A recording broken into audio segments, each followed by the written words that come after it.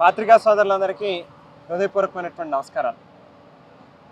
బహుశా ఒక రకంగా చంద్రబాబు నాయుడు గారికి థ్యాంక్స్ చెప్పాలేమో.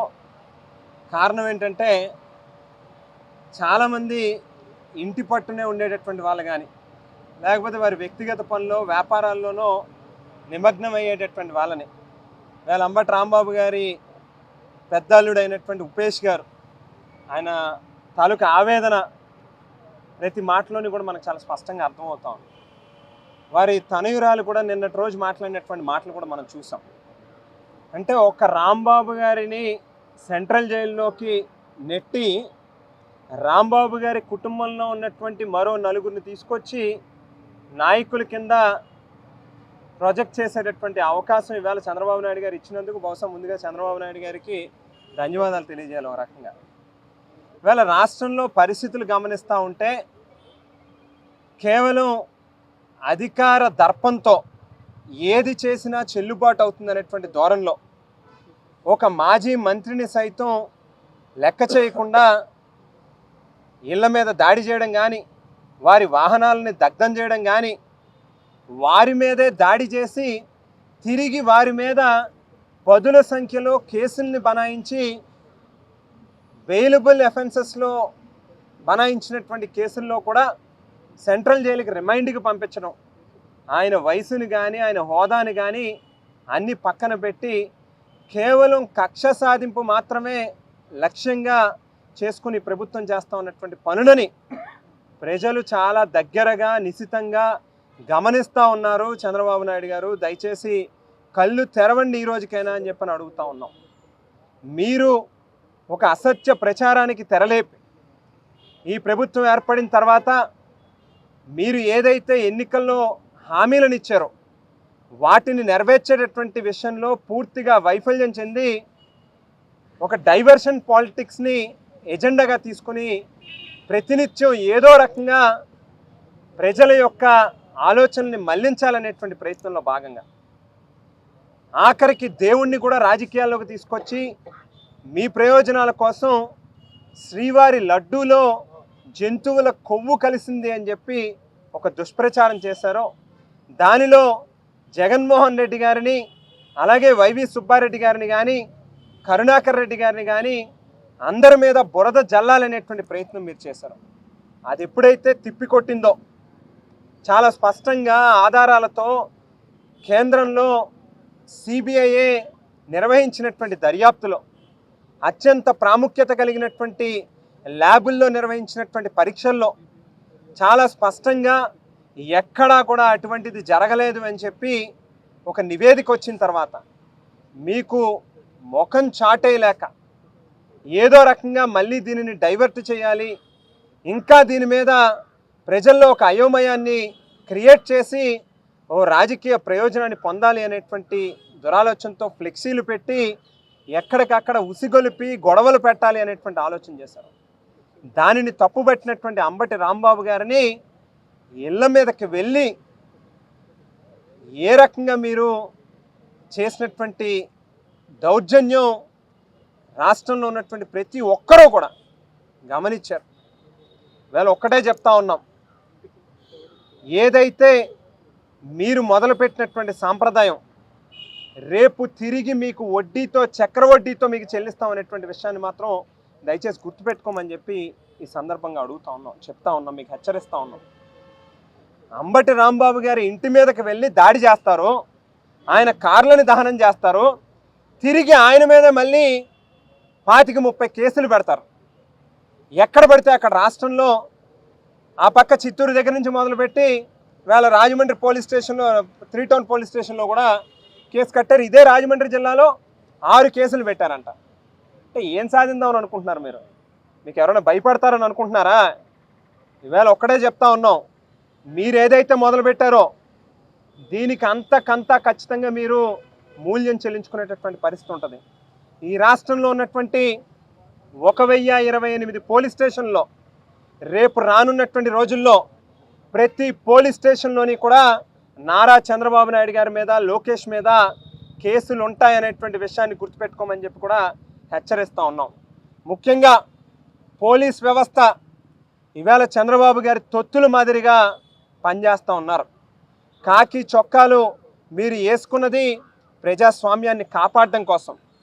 ఇవాళ ప్రజలు కట్టేటటువంటి పన్నుల్లోంచి మీకు జీతాలు ఇస్తూ ఉన్నారు తప్పితే ఎన్టీఆర్ ట్రస్ట్ భవన్ నుంచో లేకపోతే చంద్రబాబు నాయుడు గారు లోకేష్ గారికి సంబంధించినటువంటి వారి వ్యాపార సంస్థల నుంచో హెరిటేజ్ నుంచో కాదు. దయచేసి ఆ విషయం గుర్తుపెట్టుకోండి. ఓ డీజీపీ స్థాయి అధికారి నుంచి మొదలుపెట్టి ఇవాళ గుంటూరు జిల్లాలో పనిచేస్తూ ఉన్నటువంటి ఎస్పీ కానీ లేకపోతే ఇతర డిఎస్పీలు కావచ్చు, సర్కిల్ ఇన్స్పెక్టర్లు కావచ్చు, లేక కానిస్టేబుల్ కావచ్చు, ఆఖరికి ప్రత్యక్షంగా అక్కడ ఆ సంఘటన స్థలంలో ఉన్నటువంటి మొత్తం యావత్ పోలీస్ వ్యవస్థ కావచ్చు, మీరు అక్కడ ఉన్నది దేనికి అంటే అక్కడ ఘర్షణ జరగకుండా, రాంబాబు గారి మీద దాడి జరగకుండా ఆపడానికి కాదు. కేవలం తెలుగుదేశం పార్టీ వాళ్ళు చేసేటటువంటి దౌర్జన్యాలకి, వారు చేసేటటువంటి దాడులకి వత్తాసు పలుకుతూ వారికి ఏదైనా ఇబ్బంది వస్తుందేమో అని చెప్పి వారిని ప్రొటెక్ట్ చేయడం కోసం మాత్రమే మీరు అక్కడ ఉన్నట్టుగా చాలా స్పష్టంగా కనిపిస్తూ ఉంది. ఇవన్నీ కౌంట్ అవుతాయనేటువంటి విషయాన్ని దయచేసి గుర్తుపెట్టుకోండి అని చెప్పి తెలియజేస్తూ ఉన్నాం. ఇవాళ అంబటి రాంబాబు గారిని లోపలికి వెళ్ళి ఆయనతో కలిసి మాట్లాడినప్పుడు రాజా చంద్రబాబు నాయుడు గారు కేవలం ఏదో రకంగా మన యొక్క ఆత్మస్థైర్యాన్ని దెబ్బతీయాలనేటువంటి ఉద్దేశంతోనే ఈ రకంగా మన వాళ్ళ మీద ఈ కేసులు పెట్టి మిథున్ రెడ్డి గారిని కావచ్చు, లేక చెవిరెడ్డి భాస్కర్ రెడ్డి గారిని కావచ్చు, అట్లా చెప్పుకుంటూ వెళ్తే జోగి రమేష్ అన్న కావచ్చు, ఇట్లా చాలామందిని కేసులు పెట్టి ఏదో రకంగా ఇబ్బందికి పెడితే వారు వెనక్కి తగ్గుతారనేటువంటి ఆలోచనతో వెళ్తూ ఉన్నారు. కానీ నువ్వు చాలా స్పష్టంగా చెప్పు, రెట్టించినటువంటి ఉత్సాహంతో అంబటి రాంబాబు పనిచేస్తాడో, ఈరోజు దాకా వైఎస్ఆర్ కాంగ్రెస్ పార్టీని అధికారంలోకి తీసుకుని రావాలనేటువంటి ఏదైతే సంకల్పం ఉందో దానిని రెట్టించినటువంటి కార్యక్రమం చేస్తాం, రెట్టించినటువంటి ఉత్సాహంతో పనిచేస్తాం అని చెప్పి స్పష్టంగా మీడియా సోదరులందరికీ కూడా చెప్పు అని చెప్పి కూడా ఆయన చెప్పడం జరిగింది. అందు గురించి ఆయన ఎక్కడా కూడా మానసికంగా కానీ లేకపోతే ఎక్కడా ఆయన కృంగిపోయినటువంటి పరిస్థితి లేదు. ఇంకా గట్టిగా ఈ ప్రభుత్వం మీద, ఈ ప్రభుత్వం చేసేటటువంటి తప్పుల మీద పోరాటాలు, ఉద్యమాలు రేపు రానున్నటువంటి రోజుల్లో చేస్తారనేటువంటి మాటను కూడా తెలియజేస్తూ, ఉపేష్ గారు చెప్పినట్టుగా ఇవాళ అత్యంత ఘోరాతి ఘోరమైనటువంటి పరిస్థితి, ప్రజాస్వామ్యాన్ని ఏ రకంగా కూనీ చేస్తున్నారనేటువంటి దానికి ప్రధానమైనటువంటి ఉదాహరణ ఏంటంటే ఇవాళ రాంబాబు గారి ఇంటి మీద, కార్యాలయం మీద హత్యాయత్నానికి పాల్పడి మొత్తం ధ్వంసం చేసి అక్కడ ఉన్నటువంటి ప్రతి వస్తువుని కూడా ధ్వంసం చేసి ఆఖరికి పెట్రోల్ పోసి తగలబెడితే కూడా ఈ రోజుకి కనీసం ఒక్కటంటే ఒక్క సింగిల్ కేసు కూడా కట్టలేదనంటే ఎంత దౌర్భాగ్యమైనటువంటి పరిస్థితుల్లో ఈ రాష్ట్రంలో లా అండ్ ఆర్డర్ ఉంది అనేటువంటిది కూడా మనందరం కూడా గమనించవచ్చు. కానీ ఇవన్నీ ఎక్కడికి పోవు. ఇవాళ మీరేదైతే మాకు ఒక సంస్కృతిని, సాంప్రదాయాన్ని చూపిస్తూ ఉన్నారో, లేనటువంటివి, జరగనటువంటి వాటి మీదే 3 ఏళ్ల క్రితం, 4 ఏళ్ల క్రితం ఏదో ఇన్సిడెంట్ జరిగిందని చెప్పి కొత్తగా ఈవేళ మీరు కేసులు కడతా ఉన్నారు. రేపు ఇవన్నీ కూడా సాక్ష్యాధారాలతో ఖచ్చితంగా ఉంటావి. వాటి మీద మీరు ఖచ్చితంగా కౌంట్కి మీరు తగినటువంటి సమాధానం కూడా చెప్పుకోవాల్సినటువంటి పరిస్థితి కూడా వస్తుంది అని చెప్పి తెలియజేస్తూ, చివరిగా అంబటి రాంబాబు గారితో కలిసినప్పుడు నేను మాట్లాడినప్పుడు, మీరు ఓ మాజీ మంత్రి, మీరు ఏదైతే నిన్నటి రోజు కోర్టులో పోలీసు వారు మీ మీద శారీరకంగా కూడా మిమ్మల్ని ఇబ్బంది పెట్టాలనేటువంటి ప్రయత్నం చేశారనేటువంటి మాట మీరు చెప్పారు, నేను ఒక రకంగా ఆశ్చర్యానికి గురయ్యాను. నిజంగానే అది జరిగిందా అని చెప్పని అడిగితే, నేను నిజంగా ఇది బహుశా జరిగి ఉంటుందా, నిజమేనా అని చెప్పి నాకే ఒక క్వశ్చన్ అరైజ్ అయినటువంటి పరిస్థితి. అటువంటిది అడిగితే ఆయన చెప్తా ఉన్నారు, ఇద్దరు సర్కిల్ ఇన్స్పెక్టర్లు, ఇద్దరు కూడా చంద్రబాబు నాయుడు గారి యొక్క సామాజిక వర్గానికి సంబంధించినటువంటి వ్యక్తులు. వంశీ అనేటువంటి ఒక వ్యక్తి, మరొక సర్కిల్ ఇన్స్పెక్టరు గంగా వెంకటేశ్వర్లు అనేటువంటి సర్కిల్ ఇన్స్పెక్టరు, ఇద్దరు కూడా ఆయనని కింద కూర్చోబెట్టి కాళ్ళు జాపమని చెప్పి ఆయన మీద కొట్టేటటువంటి ప్రయత్నం చేసి ఆఖరిలో మళ్ళీ వారే, సార్ మా మీద చాలా ఒత్తిడి ఉంది కాబట్టి తప్పట్లేదు మాకు అని చెప్పి ఆయన దగ్గర చెప్పినట్లుగా చాలా స్పష్టంగా చెప్తా ఉన్నారు. 70 ఏళ్ళు వయసులో ఉన్నటువంటి వ్యక్తిని ఈ రాష్ట్రంలో ఉన్నటువంటి ప్రజలకి, లేక ఒక సామాజిక వర్గానికి కావచ్చు, ఒక ప్రాంతంలో ఉన్నటువంటి ప్రజలకు కావచ్చు, అనేక సేవలు అందించి ఎక్కడా కూడా రాజకీయాల్లో మచ్చలేనటువంటి ఒక గొప్ప నాయకుడిగా ఉన్నటువంటి అంబటి రాంబాబు గారి మీదే చెయ్యి చేసుకునేటటువంటి సాహసం మీరు చేశారని అంటే, రేపు మీకు అదే రకమైనటువంటి పరిస్థితులు రావు అని మీరు అనుకుంటున్నారా? మీకు ఇక్కడ ఇల్లు లేవా? మీ కుటుంబాలు లేవా? ఈ రాష్ట్రంలో మీరు బ్రతకరా? రానున్నటువంటి రోజులన్నీ మీయే అని అనుకుంటున్నారా? ఉదయం ఇవాళ ఏదైతే సూర్యుడు అస్తమిస్తాడో రేపు మళ్ళీ ఉదయిస్తాడనేటువంటి విషయాన్ని దయచేసి గుర్తుపెట్టుకోండి. ఖచ్చితంగా వీటన్నిటికీ కూడా వడ్డీతో మీకు చెల్లిస్తామనేటువంటి విషయాన్ని కూడా ఈ సందర్భంగా ఈ ప్రభుత్వానికి హెచ్చరిస్తూ, ఇది ఏమాత్రం కూడా మంచి పద్ధతి కాదు. అయితే మాకు న్యాయ వ్యవస్థ మీద నమ్మకం ఉన్నది. ఖచ్చితంగా అంబటి రాంబాబు గారు అతి కొద్ది రోజుల్లోనే వారు బయటకు వస్తారనేటువంటి నమ్మకాన్ని కూడా వ్యక్తం చేస్తూ, మరి వారి కుటుంబానికి కూడా వైఎస్ఆర్ కాంగ్రెస్ పార్టీ తరఫున జగన్మోహన్ రెడ్డి గారు కానీ, బొత్స సత్యనారాయణ గారు కావచ్చు, ఈ పార్టీలో ఉన్నటువంటి ప్రతి సామాన్య కార్యకర్త కూడా అందరూ కూడా ఆ కుటుంబానికి తోడుగా నిలుస్తాం. అలాగే రాంబాబు గారు కూడా ఖచ్చితంగా దేవుడు ఆయనకి మంచి ఆరోగ్యాన్ని కూడా ఇవ్వాలని, ఎక్కడ ఆయన మానసికంగా చాలా బలంగా ఉన్నారు, బట్ శారీరకంగా కూడా దేవుడు మంచి ఆరోగ్యాన్ని కూడా ఇవ్వాలని చెప్పి దేవుడిని కూడా కోరుతా ఉన్నాను.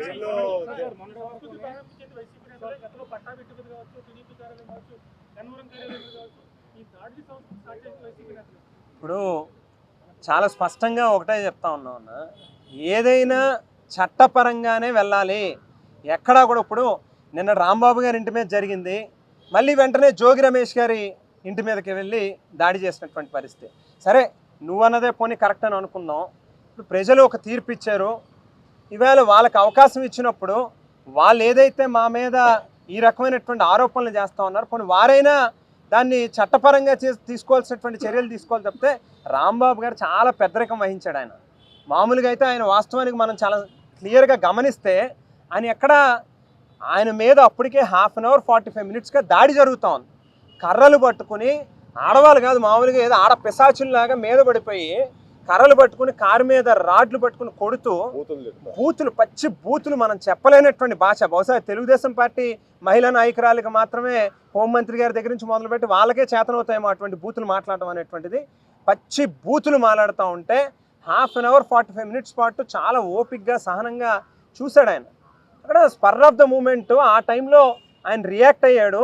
వెంటనే మళ్ళీ ఆయన దానికి రిగ్రెట్స్ తీసుకుని మళ్ళీ ప్రెస్ మీట్ పెట్టి, నేను బహుశా ఈ వయసులో ఆ రకంగా మాట్లాడకుండా ఉండాల్సిందేమో, పైగా నేను చంద్రబాబు నాయుడు గారిని కూడా ఎక్కడ ఆ రకంగా మాట్లాడలేదు, బట్ స్టిల్ అయినా నా మాటల్ని నేను వెనక్కి తీసుకున్నానని చాలా హుందాగా పెద్దరికంగా ఆయన యొక్క పెద్దరికాన్ని ప్రదర్శించాడు ఆయన. మరి అయినా స్టిల్ మీరు ఏదైనా చెయ్యాలని కూడా చట్టపరంగా ఆయన కూడా ఫేస్ చేయడానికి రెడీగా ఉన్నానని కూడా చెప్పారు. ఆ రకంగా కాకుండా ఇళ్ల మీదకి వెళ్ళి ఇంట్లో ఉన్నటువంటి ఆడవాళ్ళని భయభ్రాంతికి గురి చేసి, ఇంట్లో ఉన్న ప్రతి వస్తువుని ధ్వంసం చేసి, కార్లని తగలబెట్టి, నిప్పు పెట్టి ఏం చేద్దామని అనుకుంటున్నారు? ఏం మెసేజ్ తీసుకెళ్దామని అనుకుంటున్నారు? ఇప్పుడు ఏదైతే ఆ వంశీ అనే అతను, ఆ వెంకటేశ్వర్లు అనేటువంటి సర్కిల్ ఇన్స్పెక్టరు వాళ్ళు ప్రవర్తించినటువంటి తీరు చూస్తే, మామూలుగా నాకు తెలిసింది అయితే, నేను కూడా ఒక రాజకీయ కుటుంబం నుంచి వచ్చాను. మా నాన్నగారి మీద కూడా అప్పట్లో చంద్రబాబు నాయుడు గారు 63 కేసులు పెట్టారు, అనేక రకాలుగా ఇబ్బంది పెట్టారు. ఒకేసారి నాన్నగారు కోర్టుకు వెళ్తే 4 కోర్టుల నుంచి ఒకేసారి పిలుపు వచ్చేదాన్ని. సో మొదటి నుంచి ఆయన రాజకీయ చరిత్ర అంతా కూడా ఏదో రకంగా ప్రత్యర్థి పార్టీల వాళ్ళని కేసులు పెట్టి వాళ్ళని ఇబ్బంది పెట్టాలనేటువంటి ఆలోచనతో నేను వెళ్తూ ఉంటాడు. అయితే సర్కిల్ ఇన్స్పెక్టర్లు వీళ్ళు ఈ రకంగా కొట్టేటటువంటి ధైర్యం, అది కూడా ఒక మాజీ మంత్రిని కొట్టేటటువంటి ధైర్యం చేశారంటే, బహుశా ఖచ్చితంగా మాకు కూడా కొంత అనుమానాలు వ్యక్తం అవుతూ ఉన్నాయి. ఇవాళ సెంట్రల్ జైల్లో మాత్రం ఏ రకంగా ఆయనకి సేఫ్టీ ఉంటుందనేటువంటి క్వశ్చన్ అరైజ్ అవుతుంది. మొన్నటి వరకు కూడా మాజీ మంత్రి అంబటి రాంబాబు అనేవారు, కానీ ఇప్పుడు అంబటి రాంబాబు కాపు అని చెప్పేసి సంబోధిస్తూ కుల రాజకీయాలకి డైవర్షన్ చేస్తున్నారు. అంబటి రాంబాబు గారు కాపు సామాజిక వర్గానికి సంబంధించిన వ్యక్తి. కాపులకి సంబంధించి ఎక్కడ ఏది చిన్న ఇష్యూ వచ్చినా మొట్టమొదట గొంతెత్తేది ఆయనే. గతంలో ముద్రగడ పద్మనాభం గారు సంబంధించినటువంటి అంశంలో కూడా ఆయన్ని ఇబ్బంది పెడుతున్నప్పుడు కూడా పద్మనాభం గారు ఆ వేళ వైఎస్ఆర్ కాంగ్రెస్ పార్టీలో లేనప్పటికీ కూడా కాపు సామాజిక వర్గం యొక్క ప్రయోజనాల కోసం ఆయన ఫైట్ చేస్తున్నారని చెప్పి ఆ అంశాన్ని కూడా ఆయన భుజాన్ని వేసుకుని ఆ రోజు కూడా అందరినీ సమీకరించేటటువంటి కార్యక్రమం చేశారు. ఈవేళ కాపు సామాజిక వర్గం అని చెప్పి మేము ఆయన మీద ఏం ముద్రేయట్లేదు. ఆల్రెడీ ఆయన కాపు సామాజిక వర్గం, కాపుల్లో ఆయనకంటూ ప్రత్యేకమైనటువంటి అభిమానం ఉంది ఆయన మీద. అందు గురించి ఇందులో కుల రాజకీయాలు మేంగా తీసుకొస్తుంది. ఇప్పుడే రాంబాబు గారు చెప్తా ఉన్నారు, నిన్న కోర్టులో జరిగినటువంటి ఆర్గ్యుమెంట్లో కూడా అవతల గవర్నమెంట్ నుంచి ఎవరైతే వాదించేటటువంటి అడ్వకేట్ ఒక సామాజిక వర్గం పేరెత్తి, అంటే రాంబాబు గారు కమ్మ అని చెప్పి ఇంకా వెనకాలేమో నా కొడుకు అని చెప్పి తిట్టాడు అని చెప్పి మాట్లాడారు. సో ఎప్పుడు రాంబాబు గారు మన భాషను ఆయన గమనిస్తే చాలా ఆయన యొక్క విమర్శ కూడా చాలా సద్విమర్శ కింద ఆలోచింపజేసేటట్టుగానే ఆయన విమర్శ ఉంటుంది తప్పితే ఆయన పదజాలం కానీ ఆయన వొకాబులరీ ఆయన మాట్లాడేటటువంటి మాటల్లో కానీ ఎప్పుడు నోరు జారి మాట్లాడేటటువంటి అలవాటు ఇన్ని సంవత్సరాలు 70 ఏళ్ళు వయసు వచ్చిందండి ఆయనకి. NSUA నుంచి విద్యార్థి రాజకీయాల నుంచి రాజకీయాల్లో ఉన్నటువంటి వ్యక్తి ఆయన. మరి ఇంతకాలం నుంచి 86లో ఎమ్మెల్యే చేశాడు ఆయన. 86లో అంటే దాదాపు 40 సంవత్సరాలు అయింది ఎమ్మెల్యే, మొట్టమొదటిసారి ఎమ్మెల్యే చేసి. సో 40 సంవత్సరాలు 50 సంవత్సరాల రాజకీయ చరిత్రలో ఏనాడు కూడా ఆయన నోట్లోంచి మాట జారినటువంటి పరిస్థితి లేదు. మొన్నటి రోజు కూడా స్పర్ ఆఫ్ ద మూమెంట్ మాత్రమే జరిగింది. అందు గురించి ఆయన మీద ప్రత్యేకమైనటువంటి అభిమానం కాపుల్లో ఉంది. అయితే తెలుగుదేశం పార్టీ వాళ్ళే ఈవేళ కుల రాజకీయాలకు తెరలేపుతా ఉన్నారు తప్పితే వైఎస్ఆర్ కాంగ్రెస్ పార్టీ ఏ రోజు కూడా కులాల మధ్యలో చిచ్చు పట్టేటటువంటి కార్యక్రమం చేయలేదని చెప్పి కూడా ఈ సందర్భంగా తెలియజేస్తాను. రైట్, థ్యాంక్ యూ అన్న. హిట్ టీవీ యాప్, ఇందులో short news, live news, entertainment shows, movies, digital magazines తో పాటు మీ జిల్లా వార్తలను కూడా ఫ్రీగా చూడొచ్చు. ఇంకెందుకు ఆలస్యం, వెంటనే హిట్ టీవీ యాప్ ని డౌన్లోడ్ చేసుకుని ఫ్రీగా ఎంటర్టైన్మెంట్ పొందండి. Hit TV app. Hit TV app. Please download hit TV app. Hit TV app ని ఫ్రీగా డౌన్లోడ్ చేసుకుని ఎంజాయ్ చేయండి. మీకు నచ్చిన ఎంటర్టైన్మెంట్ కోసం హిట్ టీవీ యాప్ ని ఫ్రీగా డౌన్లోడ్ చేసుకుని ఎంజాయ్ చేయండి. హిట్ టీవీ యాప్ ని డౌన్లోడ్ చేసుకుని ఆస్వాదించండి, ఆశీర్వదించండి. ఇంతమంది సెలబ్రిటీలు హిట్ టీవీ యాప్ ని డౌన్లోడ్ చేసుకోండి అని చెప్తున్నారంటే ఎంత మంచి యాప్ ఆలోచించండి. అమెరికా అమెరికాలో చదవాలనుకునే వాళ్ళకి విశ్వసనీయమైన పేరు మన శౌర్య కన్సల్టెన్సీ. UK లో 1 year masters, UK లో 1 year masters, 2 years work permit up to 5 years visa. Contact Saurya Consultancy. Contact 89851 89851.